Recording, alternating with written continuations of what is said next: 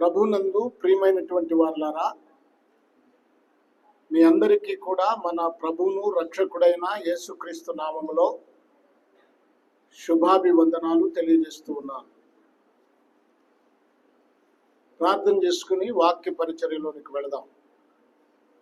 పరిశుద్ధ తండ్రి, ప్రేమ కలిగిన దేవుడా, ఈ మంచి ఆరాధన సమయంలో మీరు మాతో ఉన్నారు. కొంత సమయం లేఖన భాగాన్ని ధ్యానం చేయబోతా ఉన్నా. మా ధ్యాన భాగంలో మీరుండి మమ్మల్ని బలపరిచి నడిపించండి. కృపా కనికరం చేత నింపి ఆదరించమని, మీ నామానికే మహిమ తెచ్చుకోమని, మీకే స్తుతులు స్తోత్రములు చెల్లిస్తూ మీ దీవెన ఆశీర్వాదంతో నింపి నడిపించమని, బిడ్డలతో సూటిగా మాట్లాడండి. మా జీవితాలను దిద్దుకోవడానికి అవసరమైన వర్తమానం ఈ సమయంలో మీరు మాకు అందించి దీవించమని యేసయ్య నామంలో ప్రార్థిస్తున్నాము తండ్రి, ఆమేన్. అందరికీ వందనాలు. ప్రియ సంగమ, మనము బైబిల్ గ్రంథంలో నుండి యెహోషువను గురించి కొన్ని విషయాలు గతంలో ధ్యానం చేశాం. యెహోషువ ఎవరు అంటే, ఆయన విమోచించబడిన వాడు అని. యెహోషువ ఎఫ్రాయిము గోత్రములో జన్మించిన వాడు, ఫలించువాడు అని. తర్వాత ఆయన పరిచారికుడు,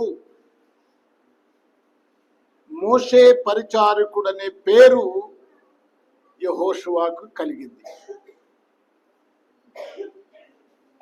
ఇంకొక విషయాన్ని ఈరోజు మీతో పంచుకోవాలని ఆశపడుతున్నాను. యెహోషువ ఎవరు అంటే, ఆయన నిండు మనస్సుతో దేవుణ్ణి వెంబడించేవాడు. మంచి మనస్సుతో దేవుణ్ణి వెంబడించేవాడు. అతని హృదయమంతా కూడా దేవుణ్ణే నింపుకున్నాడు. ఆయన దేవుని వైపే చూస్తూ జీవించినవాడు, సాగినవాడు.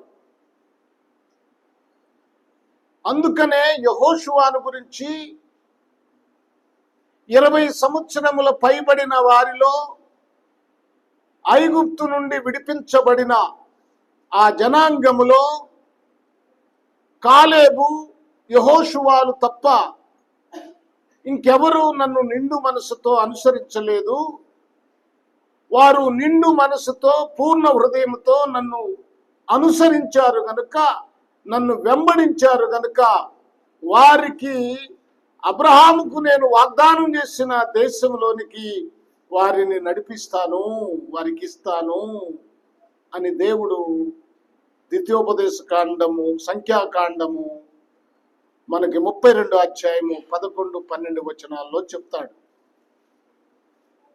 ఎందుకంటే నిండు మనస్సుతో, అతని మనసంతా దేవుని మీదే ఉంది కనుకనే ఆయన గుడారములో సంపూర్ణంగా ఉన్నాడు. మీకు గతంలో చెప్పాను, ఆయన గుడారములో ఉన్నవాడు, గుడారములో నివాసము చేసినవాడు. గుడారం అంటే ఆయనకి ప్రాముఖ్యమైనది అని మీకు గతంలో చెప్పాను. నిర్గమాకాండం 33:11 ఏముంది? 33:11 చూడండి. 33:11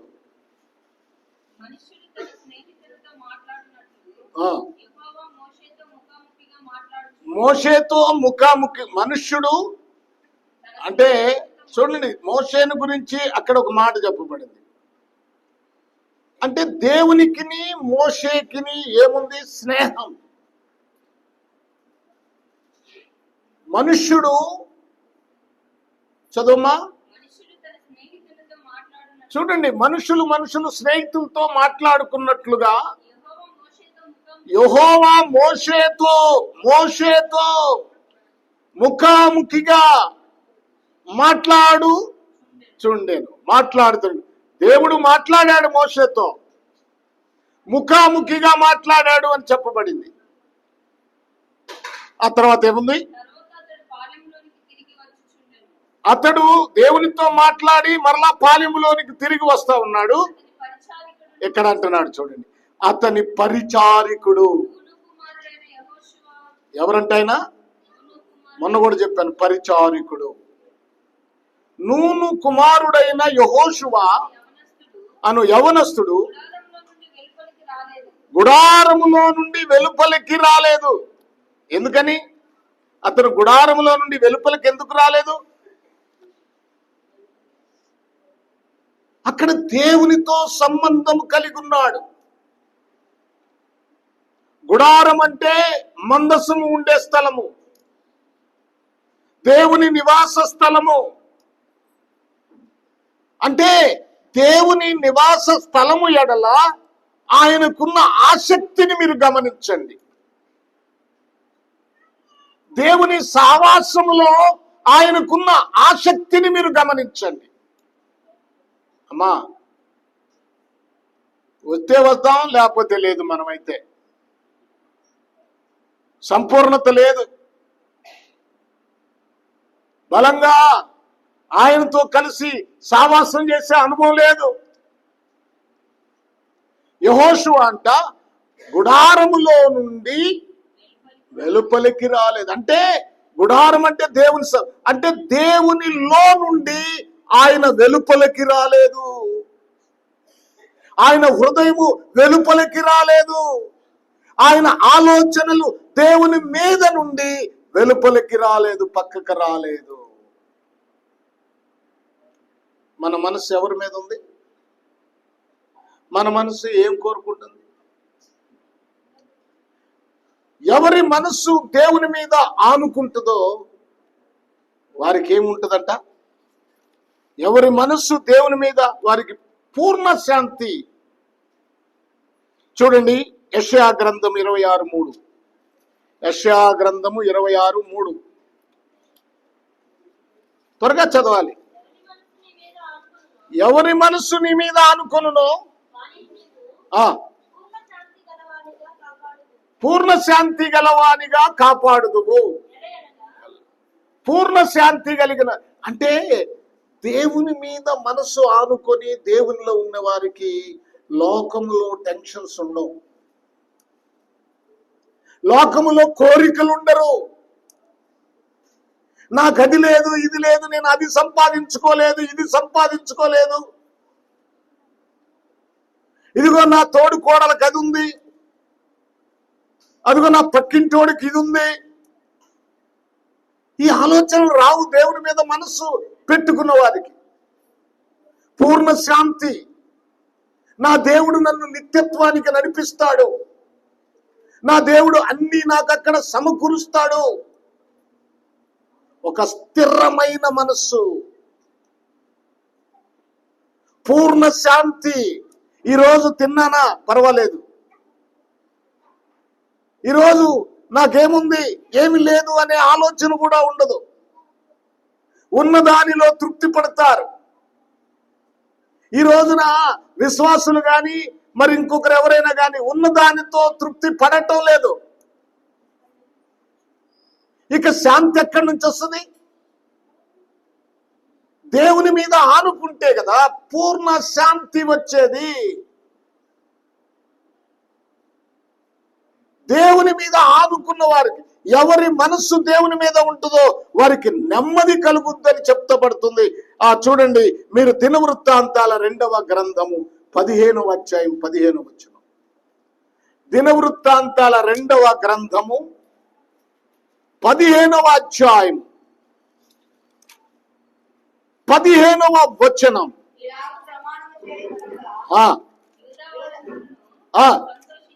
సంతోషించిరి. సంతోషించిన వారు పూర్ణ హృదయముతో ప్రమాణము చేసి పూర్ణ మనసుతో ఆయన్ని వెతికియుండిరి గనుక యెహోవా వారికి ప్రత్యక్షమై చుట్టూనున్న దేశములతో యుద్ధము లేకుండా వారికి నెమ్మది కలుగజేసెను.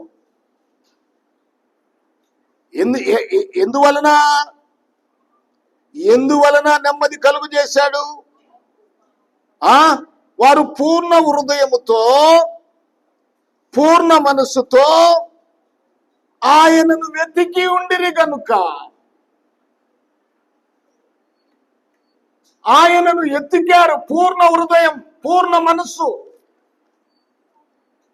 ప్రభునందు ప్రియ దేవుని పిల్లలారా, మనము జ్ఞాపకం చేసుకుందాం. మనము ఎవరి మీద ఆనుకున్నాం? ఇప్పుడు ఎవరితో ఉంటున్నాం? మనం ఆలోచించాలి. స్థిర బుద్ధి, స్థిరమైన మనసు,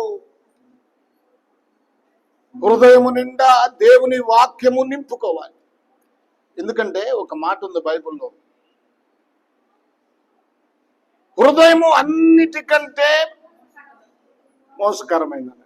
దానికి ముందు సామెతల గ్రంథంలో కూడా ఒక మాట ఉంటుంది చూడండి, 4వ అధ్యాయం 23. సామెతల గ్రంథము 4వ అధ్యాయము 23.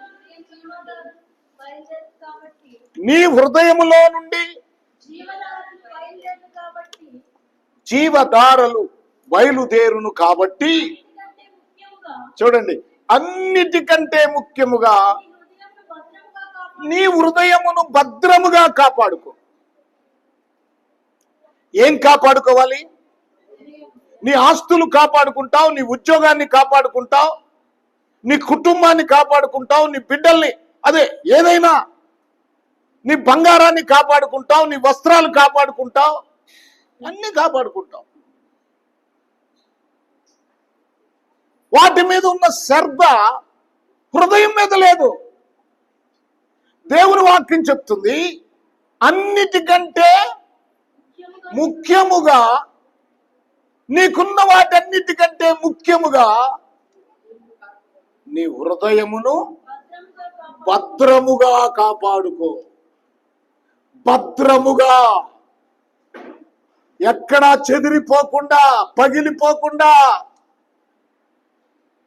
నీ మనస్సులోనికి, నీ హృదయంలోనికి చెడు రాకుండా. ఎందుకంటే ఎందుకు ఇంత భద్రం చెప్తున్నాడు సొలొమోను? ఆయన వాక్యంలో ఎందుకు చెప్తున్నాడు? అనుభవం మీద ఎందుకు చెప్తున్నాడు? ఇప్పుడు చదవండి. హృదయము, ఇర్మియా గ్రంథము 17వ అధ్యాయం. ఇర్మియా గ్రంథము 17వ అధ్యాయం చూడండి. 17వ అధ్యాయము 9వ మాట, 9వ వచనం. అమ్మా, అందుకే దేవుడు చెప్తున్నాడు,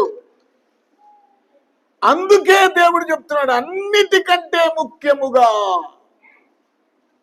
ఎందుకు అన్నిటికంటే ముఖ్యంగా కాపాడుకోమంటున్నాడు?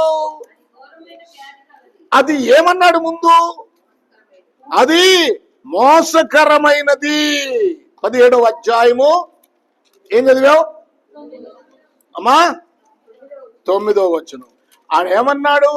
హృదయము అన్నిటికంటే, ఎన్నిటికంటే? నీకున్నవన్నీ కూడా నిన్ను నాశనం చేయదు, కానీ నిన్ను ప్రాముఖ్యంగా నాశనం చేసేది నీ హృదయమే. అది చూడండి, మోసకరమైనది, అది వ్యాధి కలిగినది. ఎలాంటి వ్యాధి? ఘోరమైన వ్యాధి. అది మోసం చేసేది, అది జబ్బు కలిగినది. చూసారా? జబ్బు కలిగినది. తర్వాత దాన్ని అంటే అది మనల్ని గ్రహింపలేదు. నేను తప్పు చేస్తున్నాను, నాలో పాపపు వ్యాధి ఉంది, నా బ్రతుకు చెడిపోయింది అని నిన్ను గ్రహించనీదు. నీ తప్పు నీకు అర్థం కానిది నీ హృదయం. అవునండి, హృదయము తప్పు చేసిన తర్వాత, నువ్వు తప్పు చేసిన తర్వాత నీ హృదయం ఏం చేస్తుంది తెలుసా? నువ్వు తప్పు చేశావు అని ఒప్పుకోనీదు, దానిని సమర్థించుకోవడానికి ప్రయత్నిస్తావు. దావీదు ఒక తప్పు చేశాడు. ఏం తప్పు చేశాడు? చాలా ఘోరమైన తప్పు చేశాడు. తప్పు చేసిన తర్వాత దావీదు తర్వాత పశ్చాత్తాపడ్డాడు, కానీ ముందేం చేశాడు? బెత్షెబాతో దావీదు పాపం చేసినప్పుడు దావీదు తన తప్పును కప్పుకోవటానికి ఏం చేశాడు చెప్పనా? యుద్ధములో ఉన్న తన భర్తను పిలిపించాడు. బెత్షెబా యొక్క భర్త ఉరియాను పిలిపించాడు. ఎందుకయ్యా అంటే తన తప్పును కప్పుకోవాలి, బయటపడకూడదు. పిలిపించి అతడికి బాగా తిండి పెట్టి బాగా ద్రాక్షారసం అది పోసి ఏమన్నా అంటే, సరే పో, నువ్వు వెళ్ళి మీ ఇంటికి వెళ్ళు, నీ భార్యతో నువ్వు సుఖపడు అన్నాడు. చూడండి, అసలు ఆ రోజులు యుద్ధం జరుగుతున్నాయి, అసలు ఈయన కూడా యుద్ధంలో ఉండాలి, కానీ సైన్యమంతా యుద్ధంలో భయంకరంగా పోరులో ఉంది. అలాంటి సమయంలో ఒక సైనికుడిని పిలిచి, నువ్వు యుద్ధంలో నుంచి పిలిపించి, అక్కడ ఒక సైనికుడు ఆ యుద్ధంలో పోరాటంలో తగ్గాడు అంటే లెక్కకు తగ్గాడు కదా, పిలిపించాడు.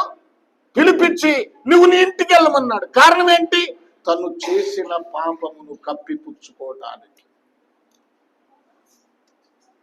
ఆ గర్భము తన వల్ల కాదు, అబ్బాయి నీ వల్లే వచ్చిందని తన తప్పును సరిచేసుకోవటం కాదు, కప్పిపుచ్చుకోవటానికి ఎంత ప్రయత్నించాడు. ఈ రోజుల్లో కూడా వారు చేసిన తప్పును కప్పిపుచ్చుకోవటానికి ఎన్ని రకాలుగా కథలు అల్లుతారు,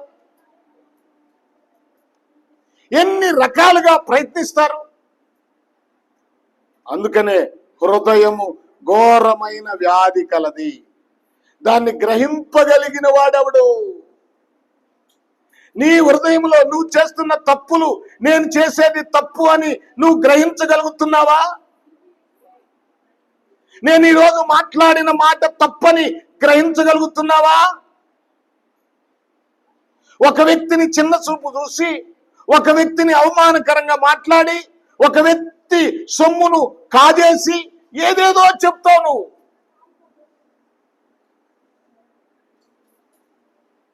ఏదేదో చెప్తావు. ప్రభునందు ప్రియ దేవుని పిల్లలారా, ఈ వ్యాధి కలిగిన హృదయాన్ని జాగ్రత్తగా గమనించాలి. ఆ వ్యాధి ఏంటంటే పాపమే. హృదయానికి కలిగే వ్యాధి పాపం. అర్థమైందా?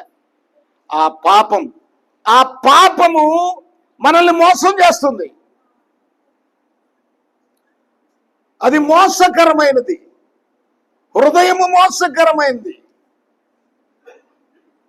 చూడండి, మనం పైన కనపడే కాదు, లోపల భయంకరమైన మోసపూరితాన్ని లోపల పెట్టుకొని, ఏదో అంటారు కత్తులు కడుపులో పెట్టుకొని కౌగిలించుకుంటారని, లోపల మోసపూరితమైన ఆలోచనలు పెట్టుకొని పైకి పూలు జల్లుతూ మాట్లాడతారట. పైకి ఏం చేస్తారు? పూలు జల్లుతూ, వినాలి జాగ్రత్తగా, పూలు జల్లుతూ మాట్లాడతారు. అంతరంగంలో ఏముంది? దుష్టత్వం ఉంది. దుష్టత్వం ఉంది. చూడండి, ప్రభునందు ప్రియులారా, నాకు తెలిసిన ఒక స్త్రీ ఉంది. ఆమె భర్త చనిపోయాడు. ఆమెకు బోళ్ళని డబ్బులు వచ్చినాయి. ఆ డబ్బుని మృంగటానికి ఇంకొక వ్యక్తి ఆమెతో సంభాషించటం ప్రారంభించాడు. ప్రేమగా, అయ్యో నీకెవరున్నారు, మీకు ఏదన్నా ఉంటే, మీకు ఏదన్నా అవసరమైతే నేను ఉపయోగపడతాను, మీకు ఏదన్నా సాయం చేస్తాను, ఇలాగూ లాలన మాటలతో, లోపలేమో అతని హృదయంలో ఉంది ఈమెకొచ్చిన ఆస్తిని కాజేయాలని లోపల హృదయంలో ఉంది. పైకేమో ఆమె మీద జాలి చూపిస్తున్నట్లుగా, ఆమెను ఆదరిస్తున్నట్లుగా పైకి పూలు చల్లే మాటలు మాట్లాడాడు. చివరికి అతని ట్రాప్లో పడిపోయింది. చూడండి, వారిద్దరు కలిసి బిజినెస్ పెట్టారు. ఈమెకి మరలా తన భర్త చనిపోతే ఉద్యోగం ఇచ్చారు. ఆమె చేత అప్పు చేయించాడు, లోన్లు పెట్టించాడు. మొత్తం అయిపోయిన తర్వాత చుట్టగుట్టి ప్లేట్ తిప్పేశాడు. చూడండి, హృదయము. అందుకనే చాలా జాగ్రత్తగా ఉండాలి. మోసపూరితమైనది. లోపల అంతరంగంలో ఉన్నదే అసలైన పురుషుడు. బయటికి కనపడేవాడు కాదు, పైకి కనపడే మాటలు కాదు నిజమైనవి. అంతరంగంలో అసలు ఒరిజినల్స్ ఉంటాయి. ఎప్పుడంటే ఎవరు లేనప్పుడు అవి బయటపడతాయి. చాలా మంది చూడండి, యవనస్తులు వాళ్ళ రూమ్లోకి వెళ్ళిన తర్వాత ఏం చేస్తారు? బాయ్ వినండి జాగ్రత్తగా. వాళ్ళ రూమ్లో ఏం చేస్తారు? ఒంటరిగానే ఉంటారు. ఒంటరిగానే ఉండి రూములో భయంకరమైన పాపం చేస్తూ ఉంటారు. ఎలా చేస్తారా ఒంటరి మనిషి అంటే? వారి చేతిలో ఉంటది. వారు చూసే దృశ్యాలు ఎలాంటి చూడండి. ఈ రోజుల్లో యవనస్తులైన పిల్లలు, ఎందుకంటే అప్పుడప్పుడు ఒక తండ్రి చెప్పాడు నాకు, మా వాడి పరిస్థితి ఇది ఉందండి, నేను పేరు చెప్పను, మన సంఘం కూడా కాదులే, మళ్ళీ అనవసరంగా మళ్ళీ మీరు ఆలోచన చేసుకోమాట. నా కొడుకయ్యా, వాడు సెల్ ఒకరోజు చూశాను. చూస్తే నేను అసలు మానసికంగా ఇప్పుడు కుంగిపోతున్నాను. మరి సెల్ చూస్తే ఏది చూశాడో అవి బయటకు వచ్చేస్తాయంట. అంతేనా? అవి కనపడతాయంట స్క్రీన్ మీద. గుండెలు పగిలిపోయినాయి. అయ్యా, ప్రార్థన చేయండి. చూడండి, ఈరోజు చూడండి హృదయము ఎంత మోసకరంగా, ఎంత మోసకరమైన జీవితమో. హృదయం చెడిపోయిందండి. అందుకే దాన్ని భద్రంగా కాపాడుకోమంటున్నాడు భక్తుడు. దేవుడు అదే చెప్తున్నాడు, నీ హృదయాన్ని జాగ్రత్తగా కాపాడుకో. నీ హృదయంలో ఏముండాలి? ప్రార్థనకు వస్తూనే ఉంటారండి, ప్రార్థనకు వస్తూనే ఉంటారు, ప్రార్థనకు వస్తూనే ఉంటారు, పాటలు పాడుతూనే ఉంటారు, బైబిల్ చదువుతూనే ఉంటారు, అన్ని చేస్తూనే ఉంటారు, కానీ హృదయం చెడిపోతుంది. ఒక ఆయన యేసు ప్రభు అంటే తిరుగుతున్నాడు. ఎవరైనా? యోధా ఇస్కరియోతు. యేసు అంటే తిరుగుతున్నాడు. యేసు ఎక్కడికి వెళ్తే అక్కడికి వెళ్తున్నాడు. యేసు ఎక్కడ ప్రార్థన చేస్తే అక్కడ ప్రార్థన చేస్తున్నాడు. ఎక్కడ వాక్యం చెప్తే అక్కడ వాక్యం వింటున్నాడు. ఏమండి, యేసు వెంట తిరుగుతున్న యూదా ఇస్కరియోతు హృదయములో ఎంత చెడుంది. ఎవరైతే ఆదరించారో, యూదా ఇస్కరియోతుకి ఇచ్చిన స్థానము 12 మంది శిష్యుల్లో యేసు ప్రభు ఎవరికి ఇవ్వలేదు. ఆయన స్థానం ఏమిటంటే, యేసు వెంట తిరుగుతూ ఉన్నప్పటికీ ఆయన స్థానం ఏమిటంటే డబ్బు, ధనాగారం ఉంది. అతడు యేసు మాటలు అతని హృదయంలో లేవు. ఏముంది ఆయన హృదయంలో? ఏముంది? ధనముంది. ఉన్న సంచిలో కాజేస్తానే వస్తున్నాడు, దాచుకుంటానే వస్తున్నాడు. ఒక ఆమె అత్తరు తీసుకొచ్చి యేసుకు పూసినప్పుడు ఆయన అన్నాడు, ఇంత విలువైన అత్తరు ఎందుకు పాడు చేస్తావు? దాన్ని అమ్మి పేదలకు ఇవ్వచ్చు కదా. ఆయన ఉద్దేశం ఏంటంటే, నాకు ఇస్తే నేను సంచిలో వేసుకుంటాను కదా, నేను పేదలకి పంచుతాను కదా.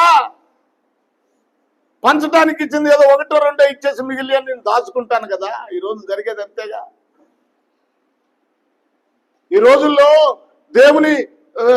దేవుని సేవకులని చెప్పుకుంటూ, పేదల పేర్లు చెప్పుకుంటూ, అనాథల పేర్లు చెప్పుకుంటూ అక్రమంగా కోట్ల రూపాయలు గడిస్తా ఉన్నారు. వాళ్ళ హృదయము నిండా డబ్బు.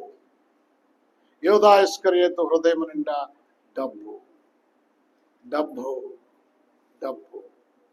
దేవుడు చాలా మందికి దేవుడు ఇస్తాడు, ఇచ్చినా చాలదు, ఇంకా దాని మీదే ఉంటుంది మనసు. కొంతమంది సొంత భర్తున్న పరపురుషుల మీదే ఉంటుంది చూపు. కొంతమంది పురుషులకు సొంత భార్య ఉన్న పరస్త్రీల మీదే ఉంటుంది చూపు. ఈ హృదయం అంతగా చెడగొట్టేస్తుంది.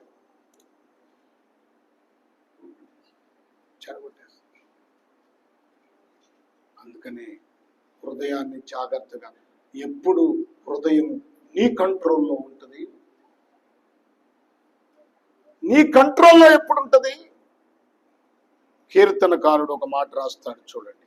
నీ కంట్రోల్లో ఎప్పుడు ఉంటుందో ఆయన చెప్తున్నాడు. ఎప్పుడు ఉంటుందో చెప్తున్నాడు. కీర్తనల గ్రంథము 37వ కీర్తన 31వ వచనం చదువు. 37వ కీర్తన ఏంటంట? వారి దేవుని ధర్మశాస్త్రము వారి హృదయములోనున్నది. ఎవరి అడుగులు జారవు, ఎవరు ఆలోచనలు పక్కకు పోవు. ఏమండి రైతులా అమ్మా, ఈ వల్ల కొంచెం వెనక్కనెట్టండి.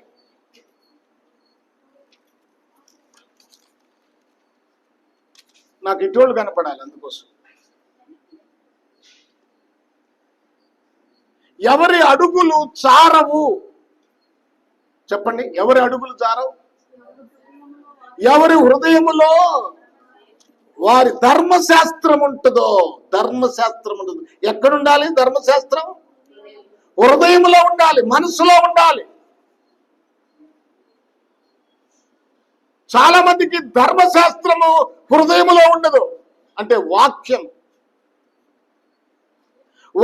హృదయములో లేకపోతే వారి అడుగులు జారిపోతాయి, వారి ఆలోచనలు జారిపోతాయి. దావీదంటాడు, నేను పాపము చేయకుండునట్లు నా హృదయములో వాక్యమును ఉంచుకున్నాను. ఏముంచుకున్నాడంట? వాక్యమును ఉంచుకున్నాను. హృదయములో వాక్యము లేకపోతే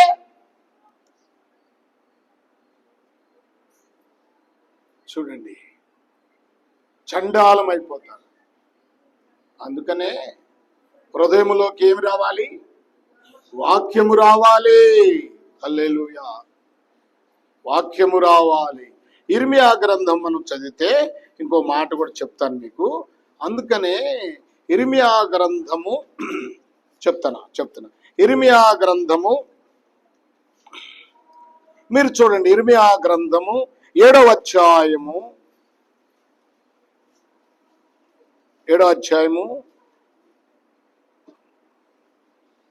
చదవండి. 7వ అధ్యాయము 1వ వచనం చదవండి.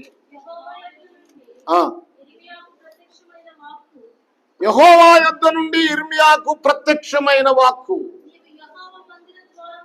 సరే చెప్తున్నాడు. మీరు అక్కడ 3వ వచనం చదవమ్మా.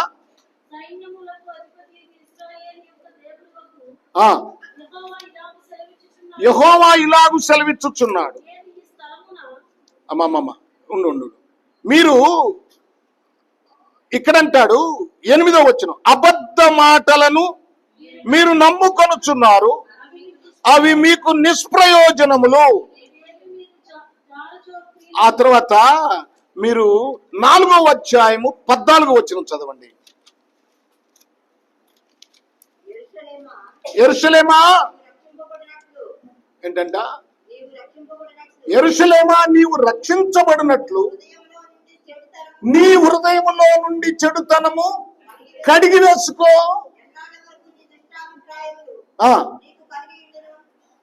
ఎంతకాలం నువ్వు దుష్టాభిప్రాయములతో కలిగి ఉంటావు? యెరూషలేమా నీ చెడుతనమును కడిగి వేసుకో. నీ హృదయములో ఉన్న చెడుతనమును కడిగి వేసుకో. చూడండి ప్రభునందు ప్రియ దేవుని పిల్లలారా, హృదయం ఏం చేస్తుంది తెలుసా? హృదయము ఏం చేస్తుంది అంటే మనల్ని మాయలలోనికి నడిపిస్తుంది. సత్యాన్ని నమ్మకుండా మాయను నమ్మేటట్లుగా చేస్తుంది. సాతానుడు మన హృదయంలో చొరబడి వాడు అలా చేస్తాడు. ఎందుకంటే ధర్మశాస్త్రము నీ హృదయంలో లేకపోతే, వాక్యము నీ హృదయంలో లేకపోతే వాడు చేసే పని అదే. ద్వితీయోపదేశకాండం 11వ అధ్యాయం 6వ వచనం చూడండి. 6వ వచనం చూడండి. 6వ వచనం. ద్వితీయోపదేశకాండం 11వ అధ్యాయం 6వ వచనం.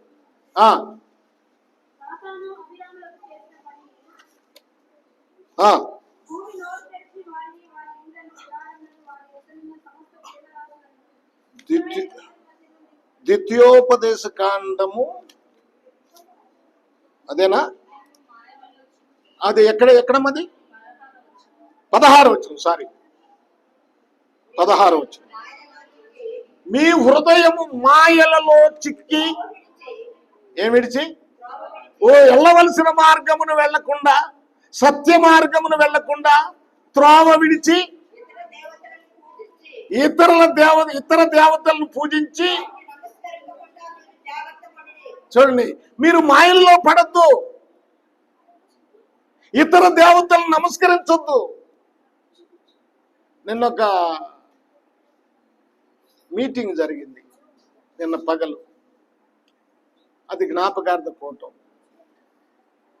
అసలు ఎంత వాళ్ళేమో ప్రభువు నమ్ముకున్నారు, బాప్తిసం పొందారు, ఆయన చచ్చిపోయాడు. ఈ అమ్మాయిని ఎంత హంగామా చేశారంటే చాలా భయంకరమైన హంగామా చేసి లోపల కూర్చోబెట్టారు. తెల్ల చీర కట్టి నిండు ముసుకేసి లోపల కూర్చోబెట్టారు. వెళ్ళినోడల్లా ఆడవాళ్ళు వెళ్తున్నారుగా, వెళ్ళినోళ్ళు ఏం చేస్తున్నారో తెలుసా? ఆ ముసుగు తీసి ఇట్ట చూసి మళ్ళా ముసుకేసి వస్తున్నారు. ఏమండి, వెళ్ళేవాళ్ళు ఎవరంటే క్రైస్తవులే. ఈ హంగామా ఎవరిలో జరుగుతుందంటే క్రైస్తవుల్లోనే. నేను ప్రార్థన చేయటానికి అక్కడికి వెళ్ళంగానే ఇవన్నీ ముసుగేసి చూస్తున్నారు. అవతల తీసే బాయ్, సరికేసుకో, బయట వేసుకో, సరిగ్గా బయట వేసుకో, లేచి నిలబడి ముసుగేసుకో. ఎన్ని పిచ్చి పనులు చేస్తున్నారండి మీరు ఇక్కడ? తప్పు కదా ఇది. ప్రభు వాక్యం తెలిసి ప్రభువును అంగీకరించి బాప్తిసం పొందిన అమ్మాయిని ఇంత అసహ్యంగా చేశారు. విధవరాండ్లను గౌరవించాలి అంటే చిన్న చూపు చూస్తారా మీరు? విధవరాండ్లను గౌరవించకపోతే అది మీకు శాపం అవుతుంది. ఆ విధవరాండ్లు నాకు మొరపెడితే మీ భార్యలు విధవరాండ్లు అయిపోతారు. వారిని అవమానపరచొద్దని ప్రభు చెప్తున్నాడు. ఏమి అండి, ఏదైనా కార్యక్రమం అయితే, ఏదైనా ఫంక్షన్ అయితే విధవరాండ్లని పిలవరు. చూడండి, ఇవన్నీ వద్దు. చట్టం ఏం చెప్తుంది? దైవ చట్టం ఏం చెప్తుంది? మీ హృదయంలో వాక్యం ఉండాలి, అది తప్పిపోకుండా చూసుకోవాలి, జాగ్రత్తగా ఉండాలి. మీరు పాట ఈ మధ్య ఒక బాగా ఫేమస్ అయింది, గుండె నిండా నీవే యేసు, గుండె నిండా నీవే. అంటే గుండె అని ఊరకన్నారు, హృదయం నిండా నీవే యేసు, నీవే యేసు. హృదయంలో యేసు ఉంటే ఇలాంటి పనులు చేస్తారా? ఇలా చేస్తారా?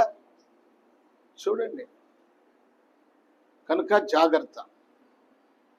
సౌలును దేవుడు రాజుగా అభిషేకించాడు. రాజుగా అభిషేకిస్తే సౌలు దేవుడిచ్చినటువంటి సింహాసనం మీద గురి ఉంది కానీ దేవుని మీద లేదు. అతని హృదయంలో దేవుడు లేడు, దేవుని మాటగా లోబడలేదు. అందుకే గతంలో కూడా చెప్పాను మీకు, అతడు హతుడైపోయాడు, నశించిపోయాడు.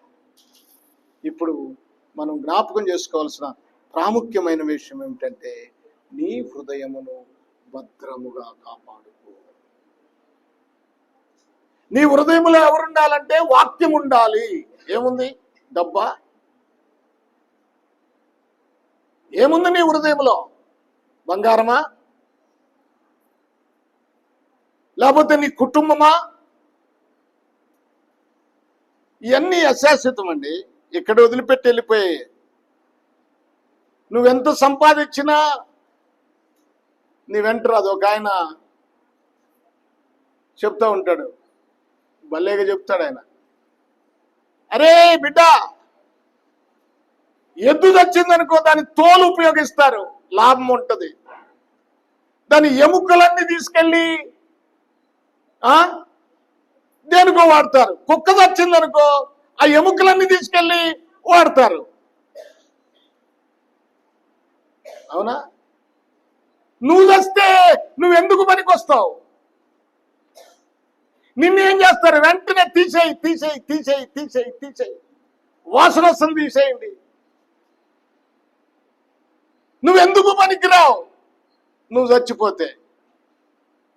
కనుక నువ్వు చనిపోతే నువ్వు సంపాదించిన ఆస్తులు నీకు పనికిరావు. నువ్వు కన్న బిడ్డలు నీ వెంటరారు. నువ్వు కట్టిన గృహాలు నీ వెంటరా, అందులో ఉండవు. నువ్వు బయటికి ఎక్కడో ఊరు బయట అందరిని పాతేసే శ్మశానంలో పాతి పెడతారు నిన్ను. ఎందుకు నాయనా నీకు? అందుకనే నీ జీవితాన్ని, నీ హృదయాన్ని భద్రంగా కాపాడుకుంటే నువ్వు పరలోక మహిమలోనికి వెళ్తావు. ఇవన్నీ వదిలిపెట్టినా, ఇవన్నీ పోయినా నీకు దేవుడు శాశ్వతమైన రాజ్యాన్ని ఇస్తాడు అక్కడ. అందుకనే నీ హృదయాన్ని భద్రంగా కాపాడుకో. సౌలు తన సింహాసనం వైపు చూసి పతనమైపోయినట్లుగా మనం కూడా మనకున్న ఆస్తుల వైపు, ఉద్యోగాల వైపు, మనకున్న కుటుంబాల వైపు, మనకున్న గొప్పతనం వైపు చూసి మన ఆత్మీయ జీవితాన్ని నాశనం చేసుకుంటున్నాం. రోమాపత్రికలో కీర్తనకారుడు, నేను ఒక మాట చదువుతాను. కీర్తనకారుడు 24వ కీర్తన 4వ మాటలో ఏమన్నాడు చూడండి. 24. అమ్మా, ఏది వ్యర్థమండి? సలోమన్ అంటాడు, అంతా వ్యర్థమే, ఆకాశము క్రింద ఉన్నదంతా వ్యర్థమే. వ్యర్థము వ్యర్థము వ్యర్థము. నేను చెప్పే మాట కాదు బాయ్, నేను చెప్పే మాట కాదు. మరి ఎవరు చెప్పే మాట ఇది? వాక్యం. అంతా వ్యర్థమే. వ్యర్థము కానిది ఒక్కటే, దేవుని వాక్యం. చదవమ్మా. వ్యర్థమైన దాని యందు, ఇప్పుడు మనసు దేని మీద పెడతాం? మనం వాక్యం మీద పెడతామా, వేరే వాటి మీద పెడతామా? ఈ కాసేపు వాక్యం వింటాం, బయటికి వెళ్తే వ్యర్థమైన దాని యందు మనసు పెట్టుకో. కపటముగా మాట్లాడద్దు, ప్రమాణం చేయొద్దు.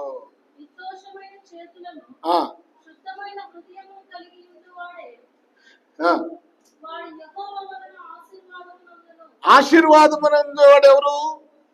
శుద్ధమైన హృదయము, మంచి హృదయము, అసలు పరిశుద్ధమైన హృదయము. దేవుడు మనకిచ్చిన గిఫ్ట్ ఏమిటంటే, మీరు పరిశుద్ధంగా జీవించండి. దేవుడు మనకిచ్చాడు, పరిశుద్ధమైన జీవితాన్ని జీవించమని ఇచ్చాడు. వారే పరలోకానికి వెళ్ళేది, ప్రభుతో కూడా ఉండేది, ఆయన రాజ్యములో సదా స్థిరముగా ఉండేది. ఇప్పుడు ఐగుప్తు నుంచి విడిపించబడిన వారిలో కాలేబు, యెహోషువాలు తప్ప ఎవరైనా కనాను దేశానికి వెళ్ళారా? ఎవరు వెళ్ళలే, వాళ్ళిద్దరే వెళ్ళారు. వాళ్ళిద్దరి గురించి దేవుడు ఏం చెప్పాడు? నిండు మనసుతో నన్ను అనుసరించారు. ఈ మధ్యాహ్న కాల సమయం మీతో జ్ఞాపకం చేస్తున్నాను, మీరు పూర్ణ హృదయంతో ఆయన్ని వెంబడించాలని దేవుని వాక్యం తెలియజేస్తా ఉంది. ప్రభునందు ప్రియ దేవుని పిల్లలారా, నీ మనసులో ఇంకేది ఉండకూడదు, వాక్యమే ఉండాలి. వాక్యముతోనే నింపబడాలి. వాక్యమే మనల్ని బ్రతికి. నీ వాక్యము నన్ను బ్రతికించను, నీ వాక్యము నాకు నెమ్మది కలుగజేసెను, నీ వాక్యము నా పాదములకు దీపము. ఏదైనా ఆయన వాక్యమే మన హృదయం నిండా ఉండాలి. యెహోషువ హృదయములో ఏముంది? వాక్యమే ఉంది. యెహోషువ హృదయములో దేవునితో సావాసం ఉంది. ఆ గుడారములో నుంచి బయటికి రాలేదట. దేవుని సన్నిధిలో నుంచి యెహోషువ బయటికి రాలేదు. అందుకనే యెహోషువను గురించి దేవుడు అంటున్నాడు, పూర్ణ మనస్సుతో నన్ను వెంబడించుచున్నవాడు యెహోషువ. ఆయన ఆలోచనలు నా మీద ఉన్నాయి, ఆయన దృష్టి నా మీద ఉంది, ఆయన ధ్యాస నా మీద ఉంది. అందుకనే నేను ఆయన ఆశీర్వదిస్తున్నాను. అందుకనే వాగ్దాన దేశానికి ఆయన నడిపిస్తున్నాను. దేవుని మీద ఆనుకున్న వారిని దేవుడు ఖచ్చితంగా బ్లెస్ చేస్తాడండి. చూడండి, మనకి ఏది అవసరమో దేవుడు ఇస్తాడు. అన్నిటికన్నా ప్రాముఖ్యమైనది ఆ పరలోక రాజ్యం, ప్రభు సన్నిధి. ఇక్కడేమో నెమ్మదినిస్తాడు, ఇక్కడేమో పూర్ణ శాంతినిస్తాడు, ఇక్కడ మన అవసరాలు తీరుస్తాడు, శాశ్వతమైన దానికి తీసుకెళ్తాడు. కనుక మీకు ఒక్కటే నేను జ్ఞాపకం చేసేది, అదేమిటంటే మీ హృదయము యెహోవా మీద నుండి తొలగనీయమాకండి. యెహోవా మీదనే ఉండాలి. చివరిగా ఇర్మియా గ్రంథం 29:12 చదవండి. 29:12.